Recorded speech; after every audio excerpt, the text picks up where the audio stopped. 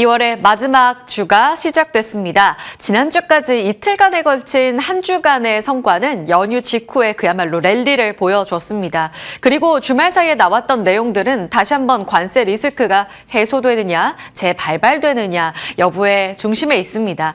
시장 지금 분위기로 봐서는 나쁘지 않은 움직임을 보여주곤 있습니다. 타격이 단기적으로 있을 거라고 봤던 자동차, 현대차까지도 오히려 신사업에 대한 기대감에 집중하며 주가는 흔들리지 않는 모습을 보여주고 있습니다.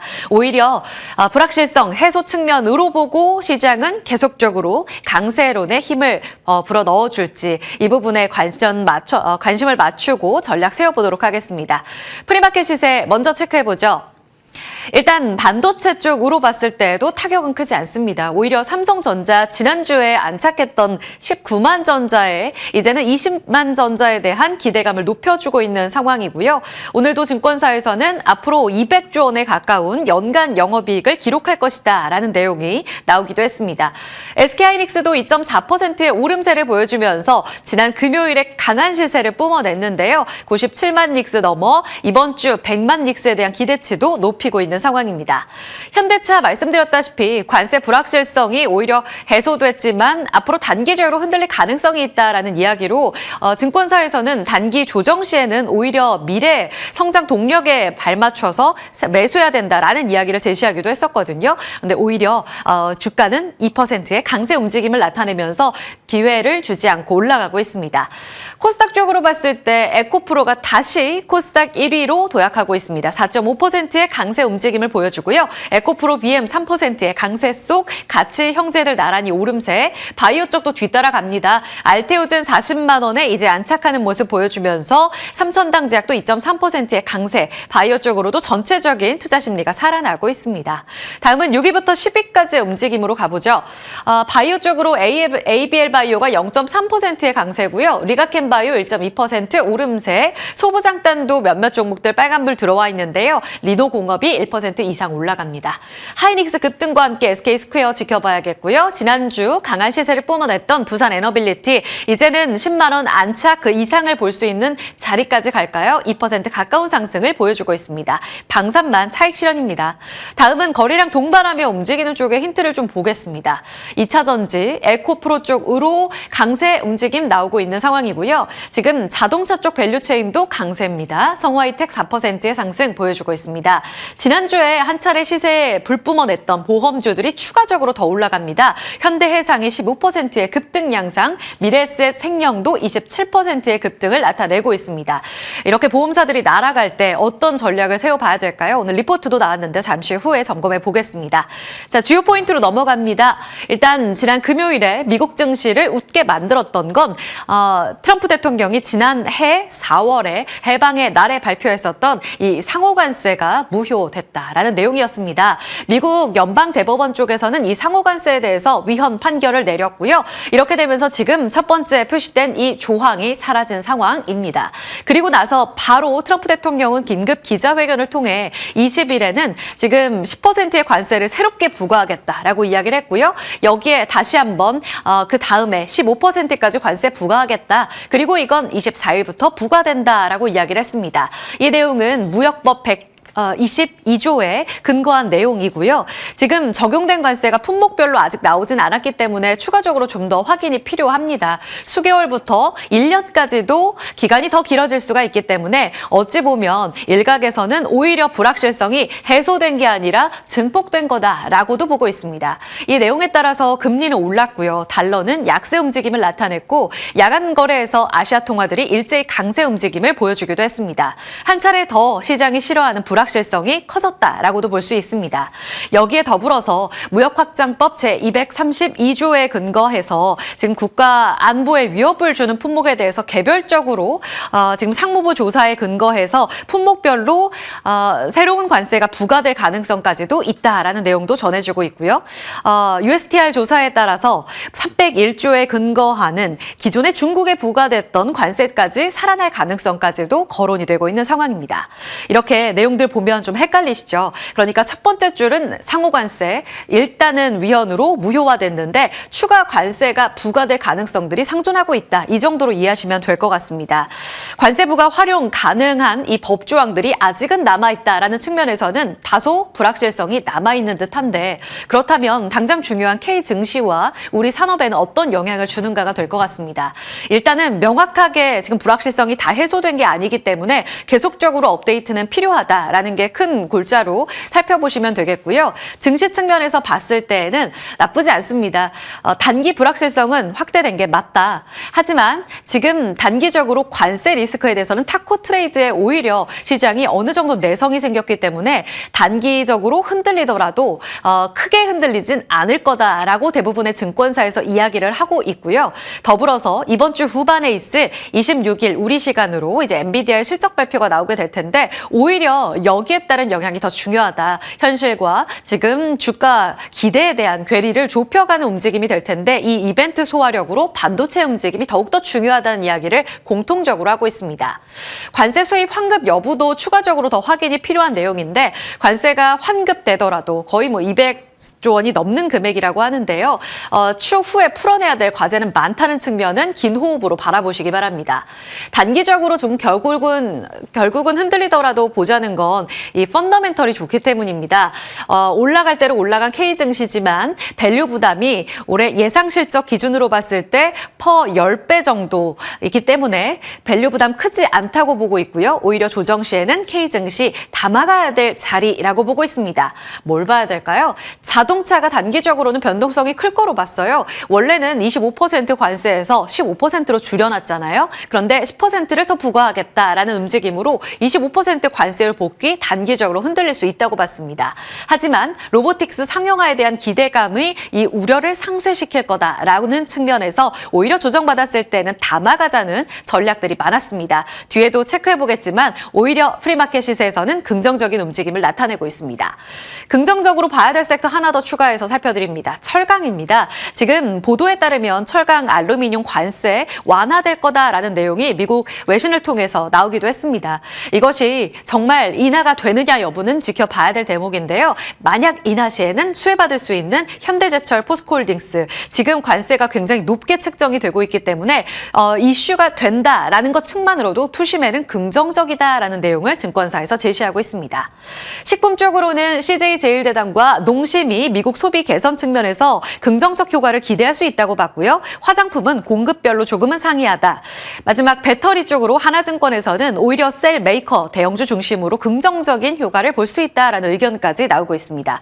기계 반도체는 세모로 생각해 보시면 될 것 같습니다. 섹터별로 봤을 때 긍정적 그리고 부정적으로 보는 섹터는 일단은 극명하게 나오고 있는 상황인데 주가 측면에서 앞서 보신 것처럼 크게 타격은 없는 듯하죠. 일단 단기적으로 흔들릴 수 있을 수 있지만 장기적으로 좋을 자동차 쪽에서는 현대차가 하드캐리하는 모습이 확인되고 있습니다. 현대차그룹은 2030년까지 국내에 125조 원을 투자하겠다. 그리고 글로벌 로봇 허브를 조성하겠다는 계획을 발표했습니다. 신사업 쪽으로만 그리고 R&D 쪽으로 합쳐서 거의 70% 달하는 125조 원에서 절반 이상을 이쪽으로 집중 투자하겠다는 건데요. 로봇, AI, 전기차, 수소 그리고 로보틱스까지 이 신제품과 핵심 기술 개발 쪽으로 적극 투자에 나서겠다라고 이야기했습니다. 이 남는 현금을 집중적으로 투자하겠다는 건 앞으로 로봇과 관련된 밸류체인에 있어서 선두를 점하겠다는 야심찬 계획으로도 볼 수 있겠고요.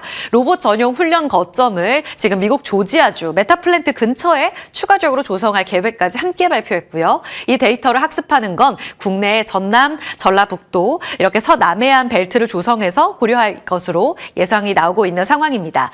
현대차 밸류체인 다시 보자라는 이야기가 나오고 있습니다. 결국은 가장 핵심적으로 봐야 될 주인공은 현대차가 되겠고요. 지금 사실 도요타에 적용되는 퍼밸류까지 올라왔기 때문에 여기서 추가적으로 더 밸류에이션을 높게 평가받기 위해서는 스마트카라든지 로보틱스와 관련된 구체적인 전략과 관련된 청사진을 보여줘야 된다라는 의견이 지배적이었어요. 그런데 이번에 발표한 그 투자 계획으로 다시 한번 59만 원 직전 고점을 뚫어낼 수 있는 모멘텀이 될 수 있을지 지켜보셔야겠습니다. SI 기업으로는 현대오토에버 단연 지켜보자라고 이야기했고요. SL, HL 만도, S&T 모티브, 자동차 밸류체인 안에서 수혜받을 수 있는 종목으로 오늘 탑픽 거론되고 있습니다. 화신도 같이 나왔고요. 로봇주 안에서 SPG와 한국 PIM, 그리고 보스턴 다이나믹스 쪽으로 부품 납품할 것으로 기대되는 링크 솔루션까지 움직임 지켜볼 필요가 있겠습니다. 잠시 후 전략은 체크해 보고요. 지금 튀어오르는 보험주 쪽으로 조금 톤 다운이 필요한 걸까요? 오늘의 리포트 NH투자증권에서 보험사에 대한 리포트가 나왔습니다. 지난 금요일에 코스피 보험업 지수 보셨죠? 정말 각자의 계절이 있구나 싶었습니다. 8%의 업종지수 급등을 나타냈고요. 이날 주가 측면에서의 특이점을 보자면 2025년 배당 지급하는 보험사들보다는 배당을 미지급하는 그동안 좀 저평가됐던 보험사들이 상승 움직임을 더 강하게 보여줬다라고 이야기를 하고 있습니다. 한화생명 상한가까지 도달하는 모습을 보여줬거든요. 그렇다면 앞으로는요. 일단 내용적인 측면에서 봤을 때는 실적 전망치 그리고 자본 정책과 관련된 진전 측면에서 뭔가 달라진 점이 있느냐. 펀더멘털 측면에서는 그리고 정책적인 움직임 안에서 명확하게 달라진 점은 없다고 보고 있습니다. DB손해보험을 제외했을 때 주주 환원 정책에도 변화가 없다라는 것을 NH투자증권에서는 강조하고 있고요. 그렇다면 어떻게 대응해야 되겠느냐?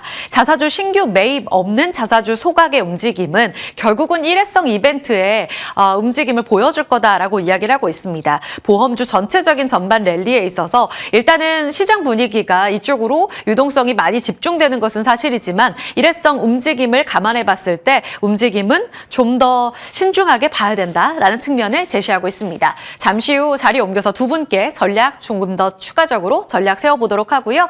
주목할 뉴스는요. 일단 우주항공 측면에서 아르테미스2 발사는 4월로 연기될 것으로 보입니다. 실망 측면에서 차익 매물 나올 수 있으나 이벤트는 지속된다라는 거 보셔야겠고요. 지금 전력주들 분위기 좋습니다. SK 중심으로 한 AI 데이터 센터의 전략은 계속됩니다. 춘절 특수로 백화점 3사의 실적 기대감 올해 크고요. 알테오젠에 대한 신한투자증권의 리포트도 업데이트가 됐습니다. 영향력 자리 옮겨서 지금부터 세워보죠.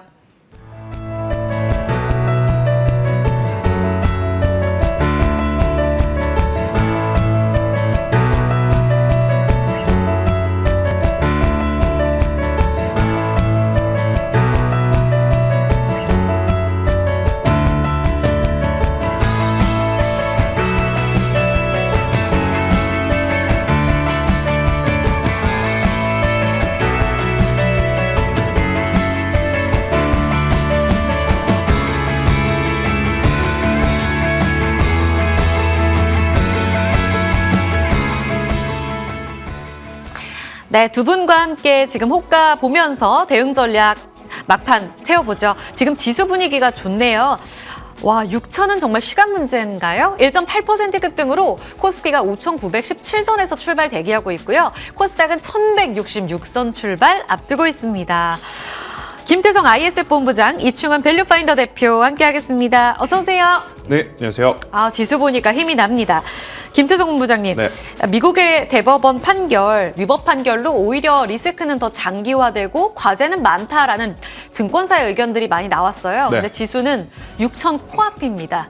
강세로는 변함없는 거고 이 대목에서 오늘장 봐야 될 게 뭘까요? 일단 투자자 입장에서 보면 상한선이 좀 닫혀 있다는 것은 안도 랠리를 좀 보여줄 수 있는 요인 중에 하나라고 좀 보시면 될 것 같고, 두 번째로는 지금 우리나라 증시는 미증시에서 벌어지는 대외적인 이슈에 굉장히 강한 체력을 좀 보여주는 것이 지난 1월달과 2월달의 특징 중에 특징이 아니었나라는 생각이 듭니다. 그 이유는 결국 매수 대기 자금이 굉장히 높다라는 것이 가장 주요하게 작용을 했다고 좀 보여지는데, 그래도 변수는 이번 주에 두 가지가 여전히 남아있다고 보여져요. 일단 첫 번째로는 목요일날 엔비디아 실적이 가장 큰 우리나라 시장뿐만 아니라 전 세계 시장의 큰 트리거가 될 가능성이 높다라고 좀 보시면 될 것 같고, 두 번째로는 지금 주말 사이에 미국과 이란이 계속 붙을 거냐 말 거냐 고민하고 있는 과정을 지금 보고 있었던 상황이었거든요. 그래서 언제든지 장 중에 차익이라든지 악성 매물들이 좀 쏟아질 수 있는 시기는 분명히 존재할 가능성이 높기 때문에 저는 좋다고는 하지만 경계감을 가져가면서 저는 투자의 전략을 녹여내셔야 되는 한 주가 아니겠나라는 의견을 한번 드려보도록 하겠습니다. 그러면 결국 이제 반도체 측면으로는 네. 대형주 그리고 소부장 계속 흔들림 없이 전략 가져가자는 의견 주셨잖아요. 네. 변함없는지 지금 하이닉스가 정말 99만 원 코앞이거든요.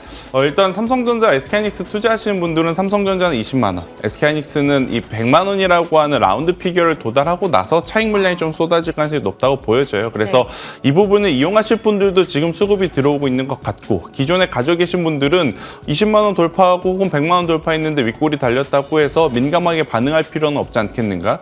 지금 코스피 주가 같은 경우에는 포워드 EPR, 그러니까 이익 추정치를 좀 따라가면서 올라가는데 오늘 아침에 최태원 회장이 또 이야기를 하셨잖아요. 굉장히 높은 어떤 영업이익을 올해도 기대해 볼 수 있다는 이야기를 했기 때문에 저는 반도체는 흔들리지 않으시는 게 더 중요하다라는 의견을 드리도록 하겠습니다. 네, 최태원 회장이 SK하이닉스 올해 1,000억 달러 돌파 가능하다라고 자신감 넘치는 이야기를 했습니다. 추가 힘을 더 불어 넣어주고 있습니다. 일단 라운드 피겨 도달할 때 한 번 더 전략 체크가 필요하겠고요.